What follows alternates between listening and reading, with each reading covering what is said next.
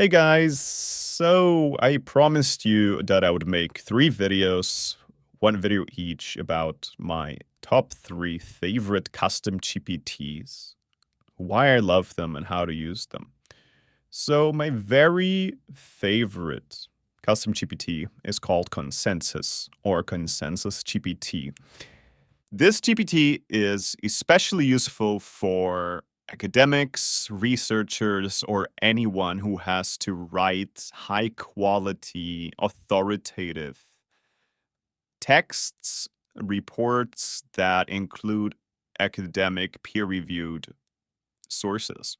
However, in an age of fake news and misinformation, I think this tool is useful for anyone who wants to make informed decisions when it comes to questions of medical treatments, health issues, or frankly, any qualified discussion, even concerning economics or social or political debates. Now, I make this a little more complicated than it has to, but basically, with Consensus GPT inside ChatGPT, and again, it's available for everyone now for free. Any free ChatGPT user can use Consensus GPT. It's like ChatGPT, only Consensus GPT gives you access to over 200 million peer-reviewed journal articles. So if you want to know what has been researched in this world by credible and authoritative scientists, you are going to find the answers on Consensus GPT. And you don't have to go through the paper yourself, but Consensus GPT will simply tell you the sources and what they found in those studies. And if you want to, you can ask for more information about exactly what that study said. And of course, if you are a researcher yourself, then probably you will look into that paper of those sources in more detail later, depending on how important that is for what you're writing.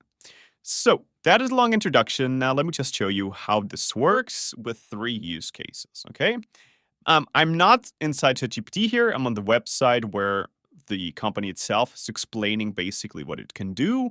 But basically, Consensus is a huge database that has a cooperation with Semantic Scholar and can thereby access over 200 million peer-reviewed journal articles and their findings. And the beauty is you can simply go to ChatGPT. I click on Explore GPTs. And then, as you see, Consensus is ranking among the most popular GPTs for ever since the GPT Store was launched. So I click. The reviews are also pretty good. Over 5 million conversations is amazing. We see some use cases in the conversation starters, but I will go through them with you one by one.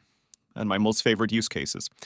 So the very first use case I would recommend you is for anyone that can be useful. If you just have a question about maybe something health related, something medical related, but even something economically related, you can just ask the question and you will not get a normal answer. You will get an answer that is backed up by sources.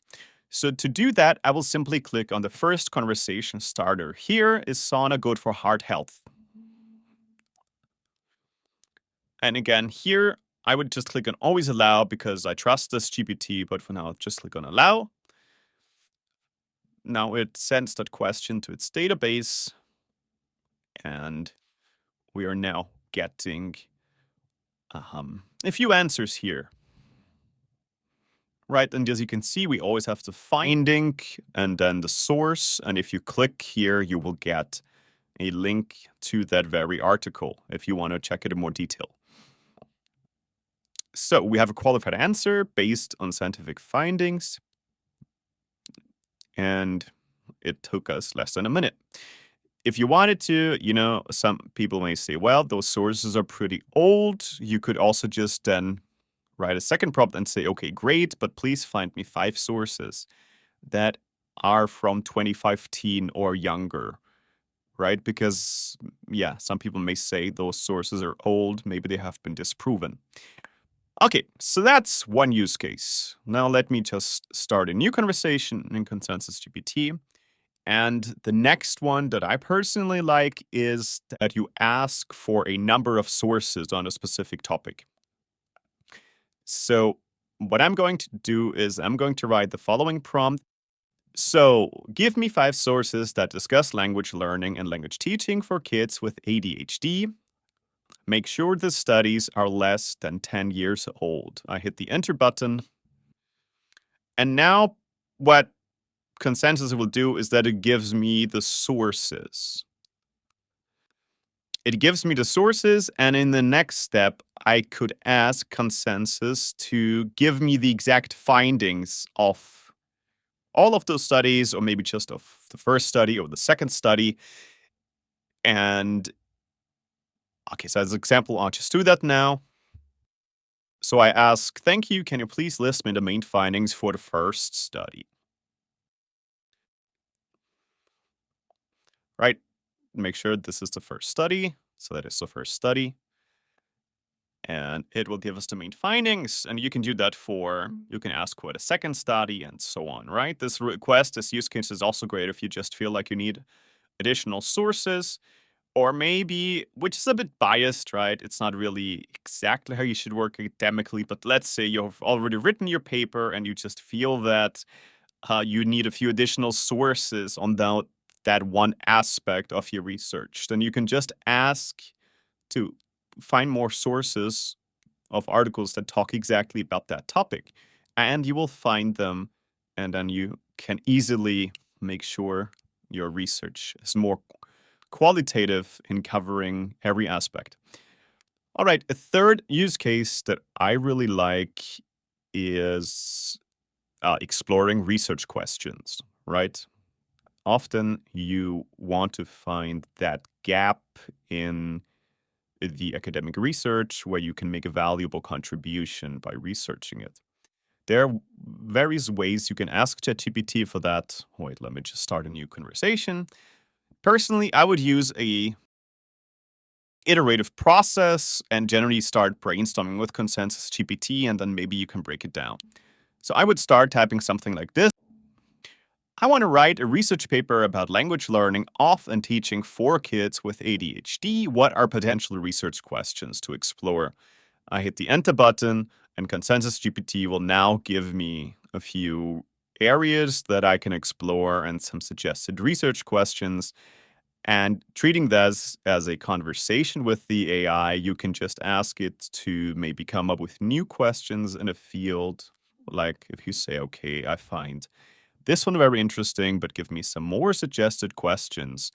Or maybe you can ask it to see what it thinks that's where there is a bigger research gap.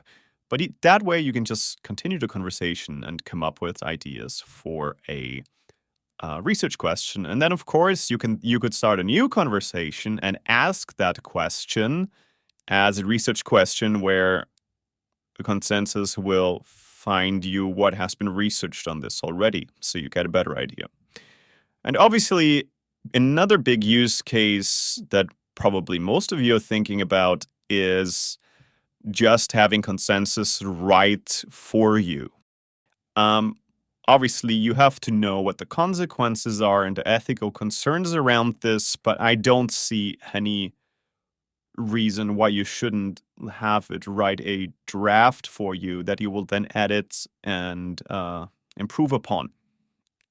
Actually, I think that is just a new way the work is, or that academic work works, but you have to adjust it, of course, and you want to make sure that it really fulfills the quality standards of your institution or that you're looking for. So you could just ask it to write something for you. I can do this by clicking here. Obviously, it will usually have a good academic tone and use sources, integrate sources, but you could also ask it to maybe adjust the tone a little bit. I think it does a decent job at that, but keep in mind that you are limited by the roughly 400 words of output that ChatGPT can give you. And as I can just see right now, because I'm using a free account, so you are limited a little bit in the usage. Keep that in mind. If you're really writing on a paper or writing papers regularly, then you probably still want to get the Plus account. And as a side note, so I think I've used 6 or 7 prompts now in Consensus GPT, and now I am limited for the next 2.5 hours. So that is a decent limit. You get access to great features, but it is quite restrictive if you really need to work academically.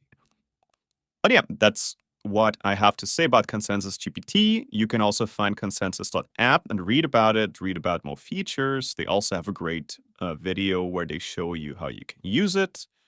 Overall, I think this is an amazing GPT for anyone who wants to have scientific answers on questions that they have. And it's an absolute must for people who work scientifically and in the academic field.